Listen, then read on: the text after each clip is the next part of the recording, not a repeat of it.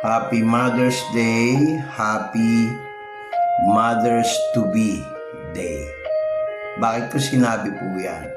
Marami po sa ating ngayon ay gustong maging nanay o gustong magkaanak. Yan po ang topic natin patungkol sa mga nanay at nanay-to-be. Ang ating paksa ay magsisimula rito sa buhay ni Sarah.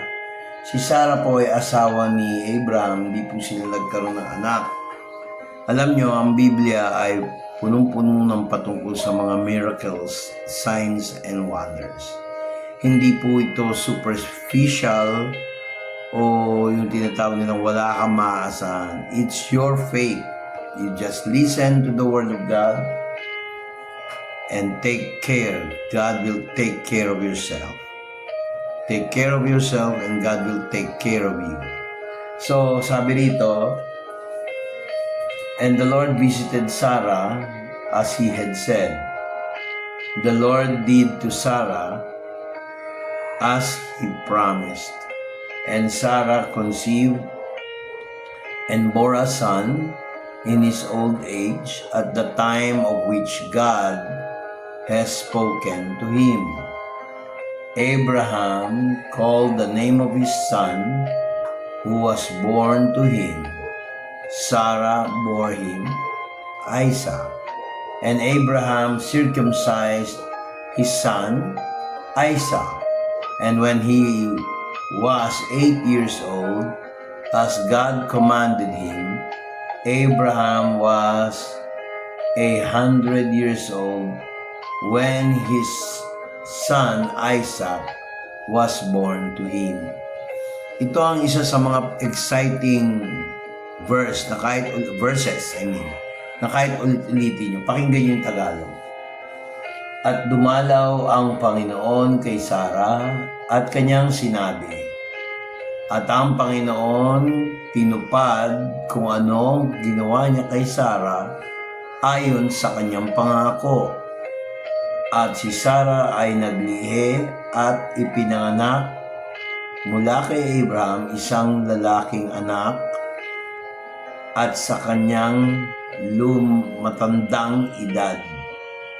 At sa panahon na ang Diyos ay nagsalita sa kanya, tinawag ni Abraham ang pangalan ng kanyang anak na lalaki na ipinaglihi at ipinanganak ni Sarah na ang pangalang Isaac. At si Abraham tinuli ang kanyang anak na si Isaac. Si Isaac ay 8 araw pa lamang at inutos ng Diyos ito. Si Abraham ay 100 taon nung nagkaanak siya na si Isaac ay ipinanganak. Mga kapatid, tingnan nyo ang pangako ng Diyos, lagi niyang tinutupad. Hanga ang Diyos sa mga magulang o lalo-lalo na ang ina pag may pananampalataya sa Diyos. Ang kwento nito mga kapatid, summarize ko na lang para hindi humaba. Gusto ni Sarah magkaanak. Ang first mistake ni Sarah ay sinabihan niya si Abraham na makipag-relasyon kay Hagar. Doon sa relasyon na yon, nagkaroon sila ng anak. Yun yung si Ishmael.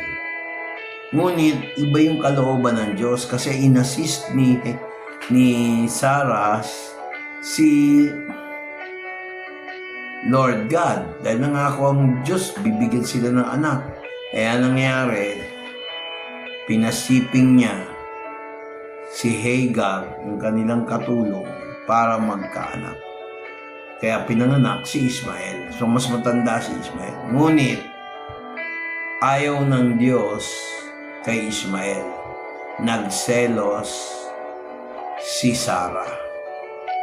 Kaya ngayon, ang nangyari, nung dumalaw ang Panginoon kay Abraham at sinabihan si Sarah, ayon sa pangako, magkakaanak ka. Kausap niya si Abraham. Ang nakakatawan to, nagkaroon ng incident nung nagpakita ang Panginoon sa anyong tatlong tao, anyong mga anghel. Binisita sila. Nandun pala nagtatago si Sarah sa isang lugar.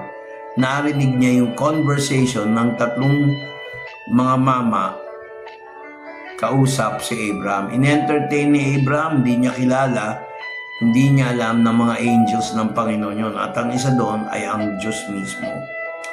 Sabi ng Panginoon, magkakaroon ka ng anak. Eh, anong nangyari? Tumawa si Sarah.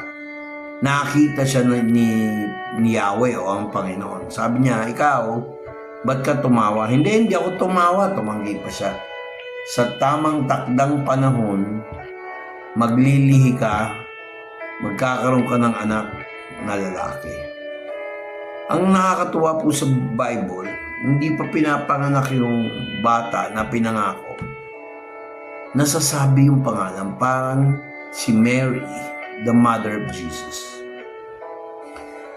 Tayo, kung gusto nyo magkaanak yung mga sundin nyo ang salita ng Diyos. Pag mayroong man of God sa panahon ngayon, sinabing magkakaanak ka, pero follow the instructions of the Lord. Kasi ang nangyayari kasi, sinusunod natin kung ano yung gusto natin. Mali yun eh. Dapat sundin natin yung gusto ng Diyos. Yun ang isa sa problema. Lagi ko inuulit-ulit yan sa aking preaching. Pag may instruction ng Panginoon, sundin nyo. 100% matutupad yan. Kung totoong may faith ka, kailangan maging obedient ka. Hindi pwede obedient, wala kang faith. Pag may binigay sa iyong instruction, ang lingkod ng Diyos sa iyo, kunyari ikaw yung babae na gusto magkaanak, sundin nyo. Kailangan by faith. Kasi pag hindi nyo sinunod, sinabi ng Lord, pumunta ka, magsamba ka, sumamba ka. Pag sinabi sa'yo, magbigay ka ng tithe, gawin mo. Kasi may mga bagay na minsan, sa panahon ngayon, nakikipag-usap pa rin ang Diyos sa mga lingkod niya. Kaya minsan, dyan nag-i-start yung jealousy. Tama ho ba? Mayroong mga iba nagseselos sa ibang mga mag-asawa na may anak. Kaya ako na-topic to kasi Mother's Day. You cannot be called a mother kung wala kang anak. But did you know that ang iba sa amin may prophetic, pwede magkaroon ng anak. Pag sinabi ko yun, na magkakaanak ka.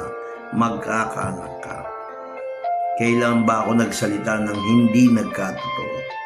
Kaya mga kapatid, hindi ako magsasalita kung hindi nabebase sa Biblia. Sa chapter 21, verse 1 to 7, malinaw na malinaw, dinemonstrate ng Lord yung kanyang pangako. Pero naging obedient si Abraham, naging kaibigan pa nga niya ang Panginoon. Hindi basta Panginoon, ang Panginoon. The Lord, hindi basta Lord, kung hindi the Lord. Kasi yung word Lord, sometimes dahil may position lang, baka mayroong katungkulan, master, ganyan, parang gano'n. Pero dito, sa case ito, dahil Mother's Day tayo, baka humaba, listen to the instruction of the man of God. Pag mayroong instruction ng man of God, ngayon, kung hindi natupad, hiwalay tayo. Mga kapatid, totoo po yung sinasabi ko. Happy Mother's Day sa mga may nanay naman na nagdadala ng kanilang anak sa totoong turo sa salita ng Diyos. Yun ang mas matimbang na blessing. Kasi yung kayamanan, ano na lang yan yung bahay, lupa, pera, pagkain, secondary na lang yan. Pero yung para sa buhay na walang hanggan, napaka-importante po natin i-show sa mga anak natin ang kahalagahan ng salita ng Diyos na for every promise that God gives in His Word, written Word, as well as in His divine revelation through the Holy Spirit, na fulfill po. Alam naman tayo masunod, dapat ang masunod ay ang Panginoon. You only follow me if it's the instruction of the Lord God. Kaya mga bilib ako sa mga nanay na malaki ang faith sa Panginoon kasi natutupad lahat ng kanilang hinihingi by faith, lalo-lalo na kung kalooban ng Lord. Follow the instructions of the Lord before you complain. Sabi nga nila sa military, obey first before you complain. Kaya bago tayo magtapos, awitin natin itong kantang to. Tutuloy ko lang. Blessed be the name of the Lord. He is worthy to be praised and adored. So we lift up our holy hands in one accord, singing, blessed be the name, blessed be the name, blessed be the name of the Lord. So we lift up holy hands in one accord, singing, blessed be the name, blessed be the name, blessed be the name of the Lord.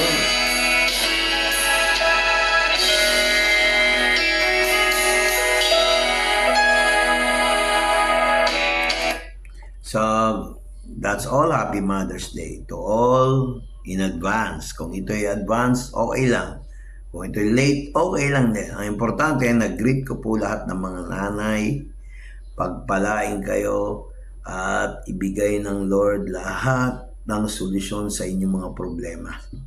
Lahat ng naniniwala sa bidyong ito, bine-bless ko sa ngalan ng Panginoong Hesukristo at tagapagligtas.